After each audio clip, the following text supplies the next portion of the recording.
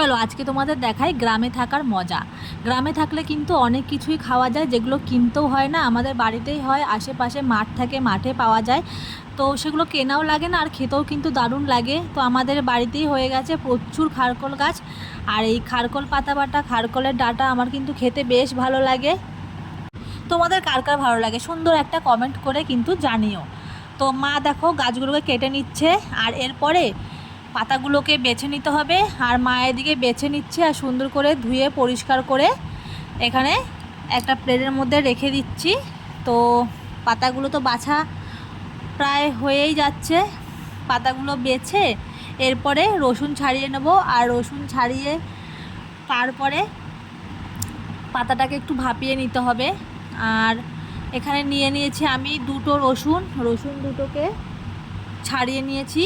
আর এবারে কড়াইটা বসিয়ে দিয়েছি, কড়াই দিয়ে দিয়েছি জল, আর এরপরে পাতাগুলোকে একটু ভাপিয়ে নেব। দেখো পাতাগুলো দিয়ে দিয়েছি, আর পাতাগুলো সুন্দর ভাপানো হয়ে গেছে, নামিয়ে নিয়েছি। আর কড়াই বসিয়ে দিয়ে কড়াইয়ে আমি দিয়ে দিয়েছি কালো জিরে, কালো জিরেটা একটু ভেজে নেব আগেই। এরপরে দিয়ে দেব তেল, তেল দিয়ে দিয়েছি, আর দিয়ে দেবো 4টে শুকনো লঙ্কা। গরমে খুব একটা ঝাল খাবো না, 4টে শুকনো লঙ্কা দিয়েছি। শুকনো লঙ্কাগুলো ভেজে নেব। শুকনো লঙ্কাটা ভাজা হয়ে গেলে দিয়ে দেব আমি যে রসুনগুলো ছাড়িয়ে রেখেছিলাম, ওই রসুনটা ভাজা ভাজা হয়ে যাবে তখন নামিয়ে নিতে হবে।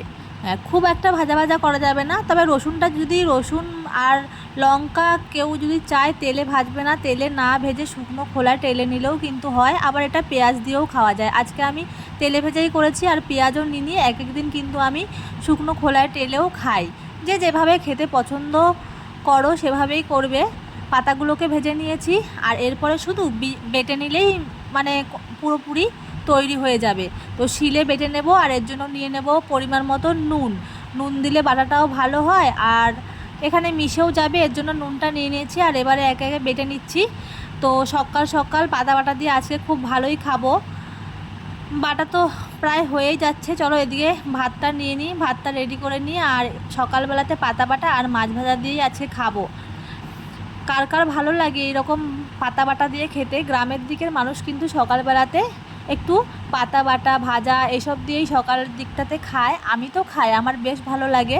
দেখো পাতা বাটাটা হয়েই গেছে, আর এরপরে ভাতটা নিয়ে নেব, আর তারপরে খেতে বসে পড়বো। তোমাদের কার কার ভালো লাগে অবশ্যই কিন্তু জানিও সুন্দর একটা কমেন্ট করে।